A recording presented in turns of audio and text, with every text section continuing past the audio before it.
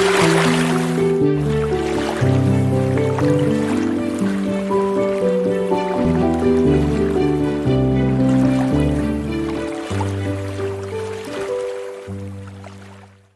বন্ধুরা, welcome to another episode of Rahul's world. আজকে এই ভিডিওতে আমি আপনাদের একটা কোশ্চেন এর অ্যান্সার দেব। সেটা হলো যে বিনা পয়সায় কিভাবে আমরা আমল লিপকে পেতে পারি। কলকাতাবাসীদের জন্য স্পেশালি বলতে চাইবো, যারা আমাকে বলে আমি দাদা কলকাতায় থাকি, আমি আমল লিপ কোথাও পাচ্ছি না, কিভাবে আমি কোথা থেকে পাবো আমাকে একটু বলে দিন। আজকে আমি তাদের জন্য এই ভিডিওতে বলতে চলেছি আমল লিপ কোথা থেকে পাবেন।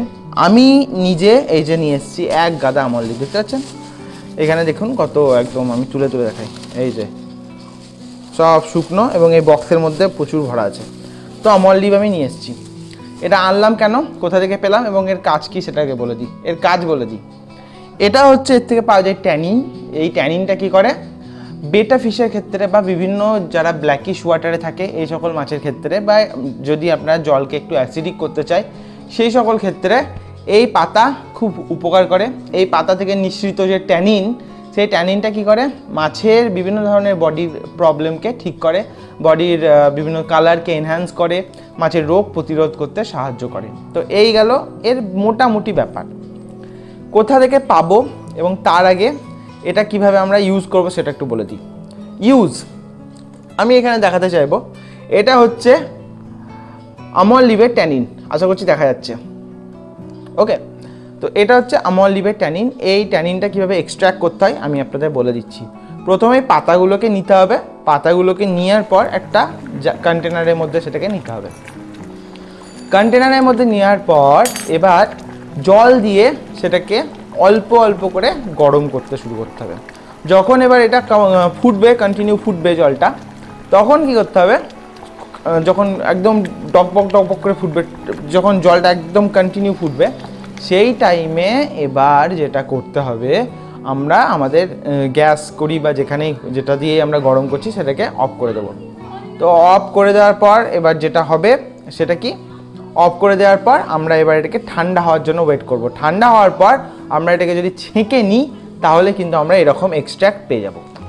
তো এটাকে এবার আমরা ডাইরেক্ট জলে অ্যাপ্লাই করতে পারি। এবং এটাকে সংরক্ষণ করার উপায় হচ্ছে কি, এটা সংরক্ষণ করার উপায় হচ্ছে, এটাকে হয় আমি অ্যাকোয়ারিয়ামের মধ্যে বোতলে ভরে ফেলে রাখি, ঠিক থাকবে, আদারওয়াইজ ফ্রিজের মধ্যে ভরা যেতে পারে, ঠিক থাকবে।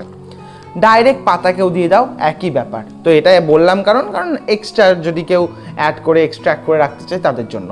চলো এবার অ্যাড্রেসটা বলা যাক। তো আমি যেখান থেকে এনেছি আমি সেটার বলবো, কোথা থেকে এই পাতাগুলোকে আমি কালেক্ট করেছি।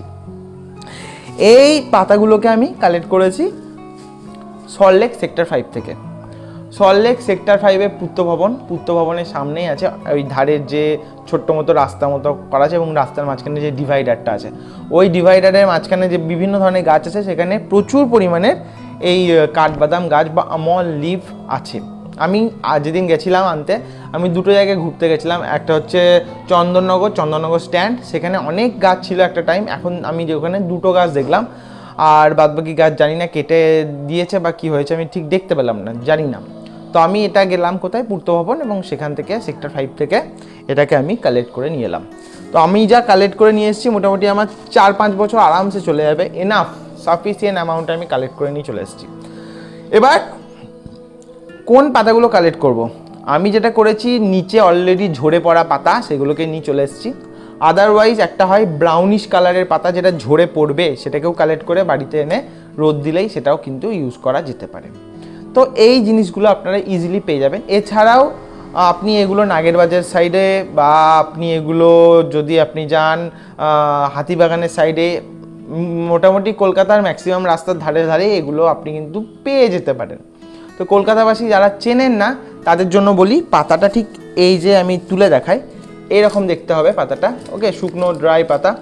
তো এই পাতাটা বড় পাতা যেমন হয় মোটামুটি, এই যে খুললে মোটামুটি বুঝতে পারছেন, তো এরকম পাতাটা হবে।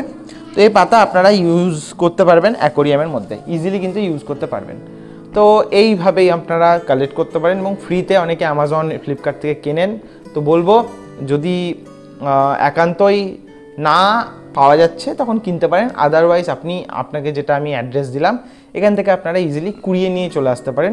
কেউ গাছ থেকে কিন্তু পাতা ছিঁড়বেন না, কারণ আপনি কাঁচা পাতা ছিঁড়ে এনে কোনো লাভ হবে না, আর কাঁচা পাতা ছেঁড়াটা খুবই অন্যায় গাছ থেকে, তো সেটা করবেন না। যেগুলো নিচে পড়ে থাকবে সেগুলোকে আপনারা ইউজ করতে পারেন এবং সেগুলোই কাজে লাগবে। কাঁচা পাতা এনে যদি এমনি ভাবেন শুকনো করে ইউজ করব, কাজে বিশেষ লাগবে না।